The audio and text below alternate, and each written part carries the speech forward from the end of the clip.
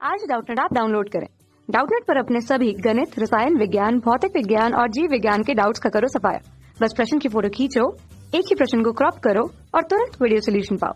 अभी डाउनलोड करें। प्रश्न है कि दो धात्विक गोलों ए व बी जिनकी त्रिज्या क्रमशः r व 2r है, जो एक समान पृष्ठ घनत्व सिग्मा से आवेशित करके उन्हें एक धात्विक तार से जोड़ा जाता है, तो आवेश प्रवाह की दिशा क्या होगी तथा क्यों होगी। तो आइए हल करते हैं इस प्रश्न को। ठीक है, इस प्रकार से यहाँ पर दो धात्विक गोले हैं। ठीक है, ये ए है और ये बी है और इनकी त्रिज्या हमें दे रखी है r और 2r। इसकी त्रिज्या हम r मान लेते हैं और इसकी त्रिज्या 2r मान लेते हैं, और इन दोनों पर जो एक समान पृष्ठ घनत्व है वो समान है। ठीक है, तो अब हम क्या करते हैं, हम सबसे पहले दोनों गोलों पे विभव निकाल लेते हैं, क्योंकि विभव से ही पता चलेगा कि दोनों को जोड़ने पर आवेश प्रवाहित होता है या नहीं, और अगर होता है तो किधर होता है। तो सबसे पहले हम ए का विभव निकाल लेते हैं कि वी ए, यानी कि गोले ए पर विभव,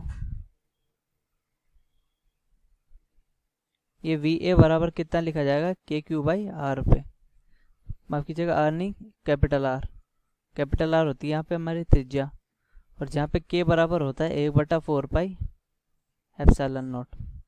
ठीक है, तो के हो गया, और क्यू क्या लिखा जाएगा हमारा, क्यू लिखा जाएगा सिग्मा गुणा 4 पाई आर स्क्वायर बटा आर के। वो इसलिए क्योंकि हमें जो आवेश दे रखा है वो सिग्मा के पदों में दे रखा है, तो पृष्ठ घनत्व को हमें क्षेत्रफल से गुणा करना पड़ेगा, जिसके लिए हम के का मान 4 पाई एप्सिलॉन लिख देते हैं, गुणा सिग्मा गुणा 4 पाई आर स्क्वायर बटा आर से आर कटा, 4 पाई से 4 पाई कटा, तो ये लिखा जाएगा सिग्मा आर बटा एप्सिलॉन नॉट वोल्ट के बराबर। गोले ए पर विभव, तो गोले बी पर विभव किस प्रकार लिखा जाएगा, गोले बी पर विभव लिखा जाएगा के क्यू बाई 2r, तो के ए 1/4 पाई एप्सिलॉन नॉट गुणा क्यू है सिग्मा गुणा 4 पाई गुणा 2r का होल स्क्वायर, और यहाँ से 2r से 2r कटा, 4 पाई से 4 पाई, यहाँ से अगर 2 सिग्मा r बटा एप्सिलॉन नॉट वोल्ट के बराबर।